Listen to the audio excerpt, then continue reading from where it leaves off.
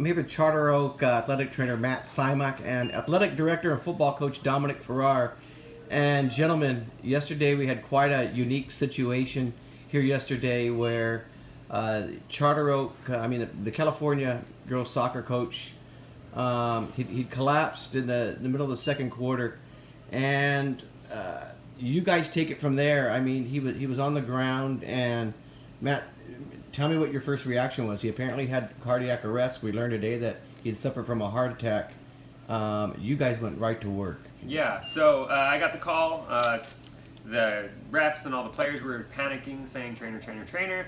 So initially I was a little confused because it was really close to the start of the second half. So I was like, no, it doesn't look like anyone got hurt on the field, but I saw some commotion at the visitor sideline. So I ran over there, saw that it was actually the coach that was collapsed. So as soon as I realized he was down, got up to his head and neck area. First thing I wanted to do was establish consciousness to see what was going on. He was at that time was convulsing, it appeared, and having a lot of trouble breathing. So I tried to check his vitals. He had a pulse. Like I said, he had labored breathing. So I was just trying to make sure the patient was stabilized. So I reached in my sling bag. I got my pen light out to check his pupil dilation. I shined the light on his right eye. He had a little bit of constriction. When I got to his left eye and I shined the light, his pupils blew out and he just went limp in my arm. So that time I realized, okay, this is going to get really serious. So the sign that we have here at Charter Oak is this X sign. My student athletic medicine interns, we call them Sammy, they know what to do in that situation. We enact the EAP. Dom was over there at the time, so we rolled EMS, so he got on the phone with 911. I began chest compressions, and while this was going on, I knew what my staff was going to do, my students. They grabbed the keys, they went to open the gate, branch out to the street to get a direct ambulance, crowd control. AED, of course, that was brought to me by my graduate assistant, Casey. So as soon as I started CPR, I got through about one cycle of 30 compressions of CPR, and by that time the AED was ready to go. We put the AED on his body, followed the prompts, hit the shock button. It's the defibrillator, right? Correct, the defibrillator, sorry, yeah. Yeah. So he was then shocked back to life. At that time, he was responsive to me. He looked into my eyes. I saw that he was breathing at this time. I was asking him questions, and he was shaking his head yes, shaking his head no. And then we just stabilized him until EMS paramedics arrived. Absolutely incredible. Dom, you said this is something that you guys rehearsed together, and I saw you on the phone with 911, and you were relaying messages, and it was I couldn't describe it as anything else but a team effort from the students to Matt and yourself to working through a situation, and you guys did it so calmly. Can you talk about that, how practicing through and rehearsing a situation like this pays off? Yeah, we've always been very proactive, and we really believe on the hands-on approach. And so between Matt and myself, we collaborate behind the scenes quite often with his kids. Even go a step further within our athletic programs and with our coaches as well. And so for something to come to fruition and be real life, we knew, we understood, because we had kind of been there, done that, how to coordinate the situation. But to see the pieces that fall into place, right, in those situations, that fight or flight response, you either run to the fire or you run away from the fire. We didn't panic, we were poised. And I can't tell you how proud I was of our kids that are qualified, that are certified themselves. I mean, from the state down to the sectional level, obviously starts with NFHS. We take courses. There's requirements that we have to fulfill as far as certifications, and one of them being, for instance, sudden cardiac arrest.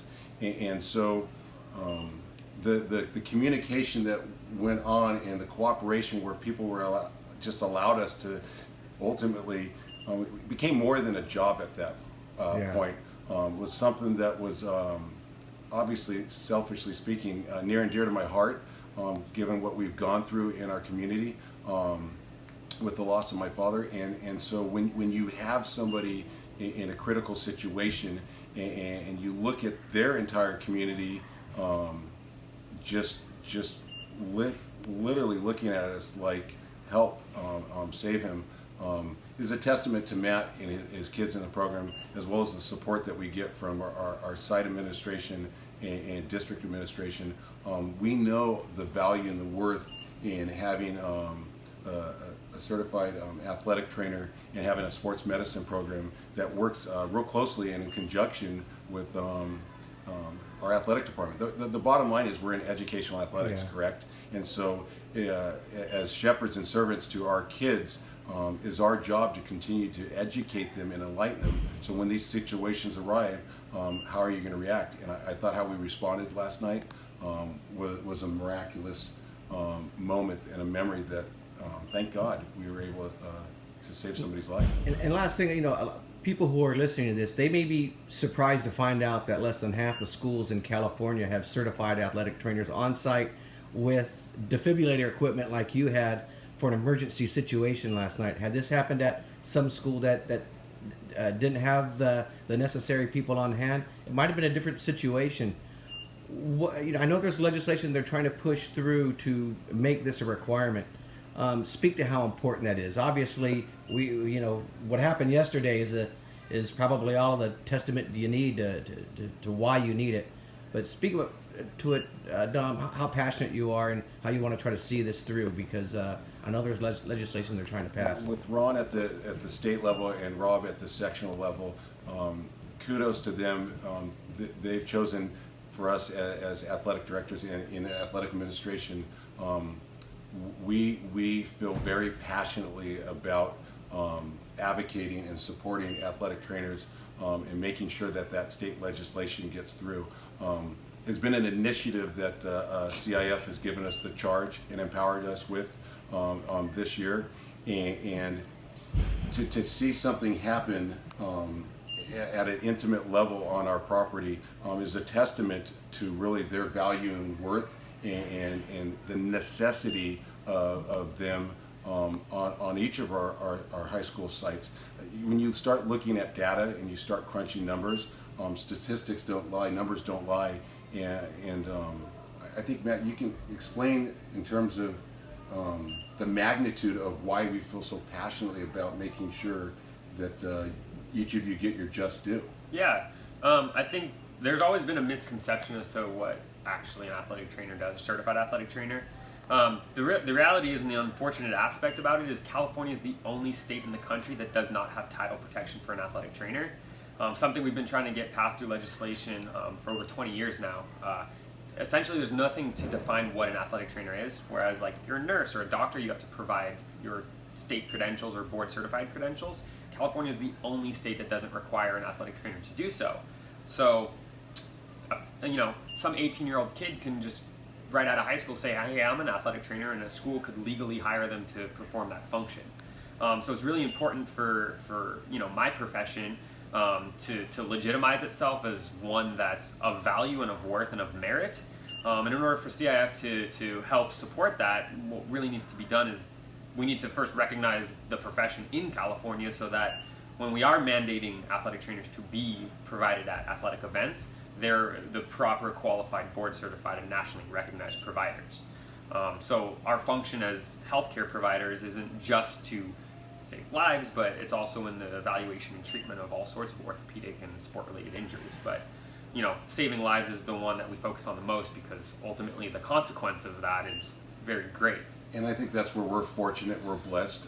We have the support in the right places with the powers that be, that we've taken ownership of probably to be ahead of the learning curve and to be proactive, because the point was we kept continually trying to tell the kids to the point of nauseum when we're going through what we're doing behind the scenes that the reality was last night everything came to life. Very good. Well, I want to thank both of you for talking through that situation and explaining what needs to be done. I think it's really important, and I hope that what happened yesterday helps save lives down the road. Thank Thanks, Thank guys. you.